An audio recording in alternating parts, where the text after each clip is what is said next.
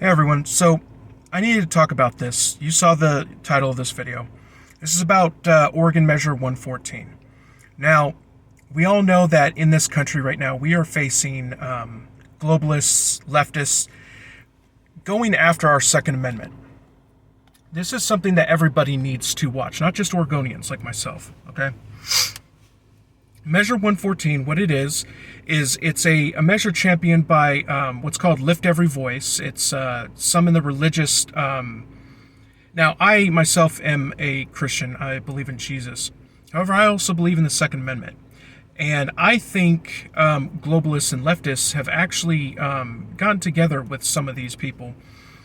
And they essentially want to tighten their grip on the Second Amendment. So, what is this bill supposed to do? What it says is it's supposed to create a permit system where in order to buy a firearm in Oregon or to buy one, you can, if you have one right now, you're fine. But in order to buy one after the measure passes, you have to get a permit. And this also bans on the buying, selling, and even possessing. The wording of the bill says possessing. I'm not sure if we're going to be grandfathered in if we own more than 10 round magazines, but you cannot own magazines over 10 rounds. This means the AR-15s, some of the shotguns that have tube systems with that carry 20. So this is a problem. Now, what is this measure supposed to do? It's supposed to, well, first off, you already need a background check to buy a firearm, okay? What else is this? I don't understand why we would need a permit system to buy a firearm. This doesn't make sense. Now, they say it's just going to create another checkpoint and make it safer or whatever.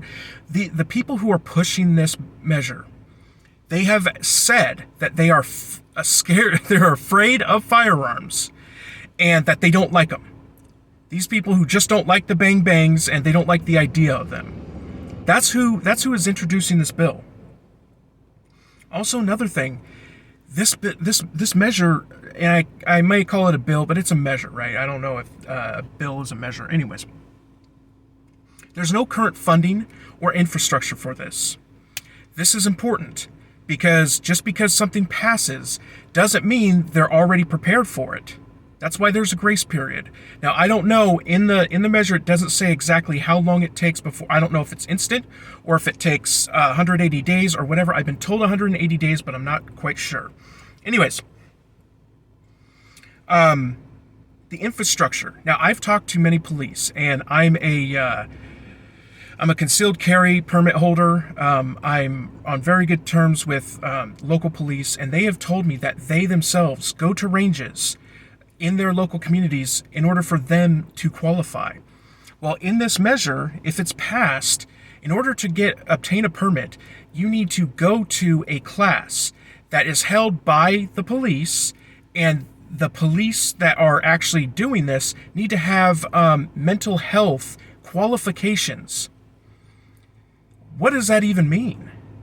I mean, do every single one of them need? And how many is this just a video, or is this an actual, are they looking for therapists who are actually cops? Because that's a very small Venn diagram, right? Another thing that cops are saying are that they're not going to have this is all going to have to go through Oregon County, or the state of Oregon police. They don't have that many cops. We're already, they're saying defund the police, yet they want to pass a measure that is going to require a lot more of them. This doesn't make sense. And what this is going to do, it's going to take police officers off the streets to help so that they can do this bureaucratic work. It's very ridiculous.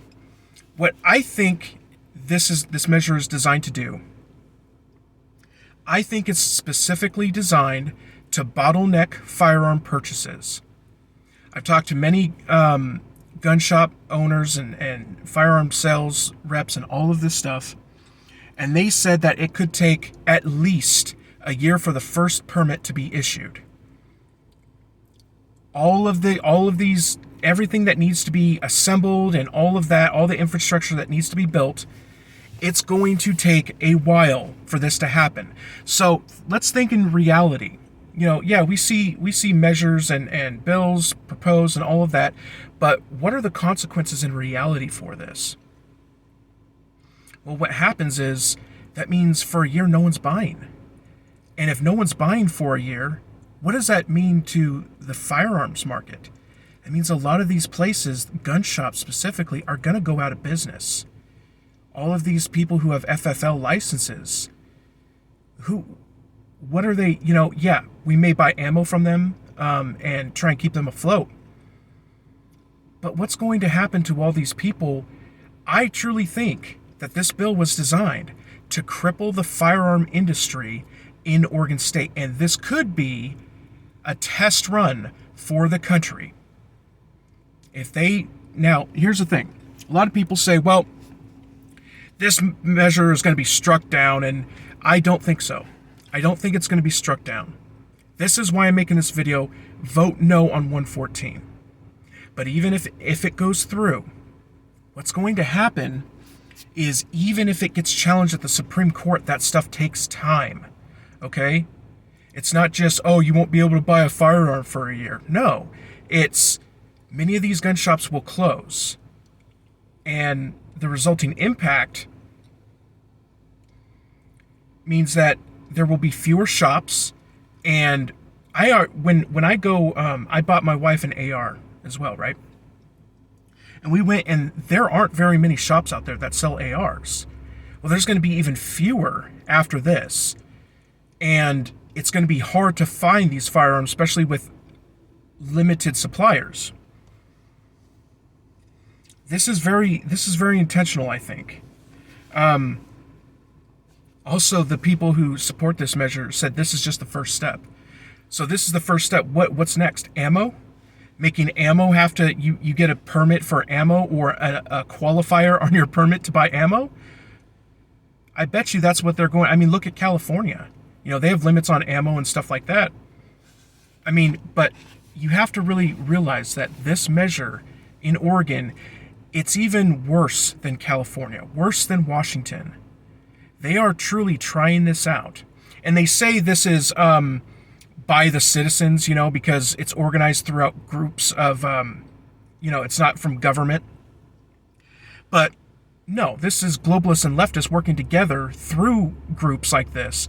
And because it's championed by pastors and stuff like that, they think, oh, it's the Christian thing to do. No, we have a right to defend ourselves. One thing that's also troubling is first-time buyers. Now, they don't have this in the bill, but it's talking about what do you do if you are a first-time buyer? You don't have a firearm, and you go to qualify. Now, all the ranges that I've been to, they've never been able to just loan out a firearm. They don't do that. So how are you going? You can't borrow somebody else's firearm. How are you going to do that? Are they going to allow you legally to use a firearm that you don't own, even though in this measure they specifically say to own a firearm you have to have a permit? I don't think so. No, something is afoot, and I think this is specifically to complicate the process of this. Please say a command. Sorry, that was my Sorry, no USB device is currently connected. Wow, I swear, cars are just ridiculous. But anyways, the one thing that I want to know is how about they work towards making it so criminals aren't going free? These DAs and prosecutors that are funded by Soros and all these globalists, why are they focusing on those who are exercising their Second Amendment? Why is that happening? They want those who obey the law to be more defenseless. I mean, honestly, it sounds like they are trying to make the West Coast more, easier to invade for maybe possibly, because if you think about it, if you go into thinking about trying to take over the United States of America, we have 310 million guns, approximated 310 million guns, and that's almost one firearm per person. That would be very hard to conquer.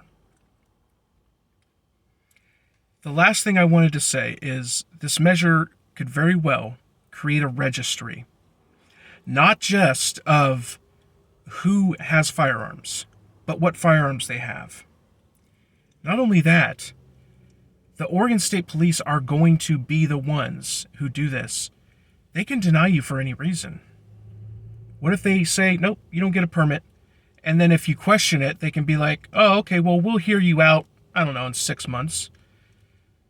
This puts all the power into the police's hands and bureaucracy. We all know how bureaucrats are. Bottom line, please vote no on 114.